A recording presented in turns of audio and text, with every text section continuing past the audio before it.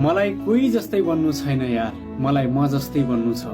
भनिन्छ नि फलानुले यति पढ्यो तैँले कहिले पढ्ने, फलानुले मास्टर गर्यो, फलानुले पिएचडी गर्यो तैँले कहिले गर्ने, फलानुले यति कमायो तैँले कहिले कमाउने, फलानुले घर किन्यो, जग्गा किन्यो, बाबुआमालाई सुख सहेलमा राख्यो तैँले यो सब कहिले गर्ने, छिमेकीको छोरा अस्ट्रेलिया अमेरिका गयो तैँले कहिले गर्ने, तैँले केही गर्न सक्दैनस्, त यो जस्तो बन्न सक्दैनस्, यो बनेर देखाउनु पर्थ्यो, त ऊ जस्तो किन बन्न सक्दैनस्।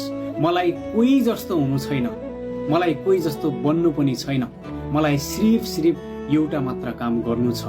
त्यो हो मैले मेरा हिजोका दिनभन्दा मेरो आजको दिन अलिकति बेटर बनाउनु छ। मैले आफैसँग तुलना गर्दैछु, मलाई कोही माइकीलालसँग तुलना गर्नुपर्ने जरुरी देख्दिनँ म।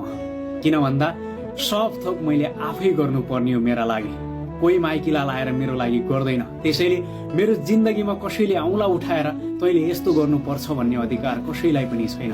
म गर्छु, मसँग ताकत छ, हिम्मत छ, जोस जाँगर मोटिभेसन सब छ मसँग। म एक दिन गरेर देखाउनेछु।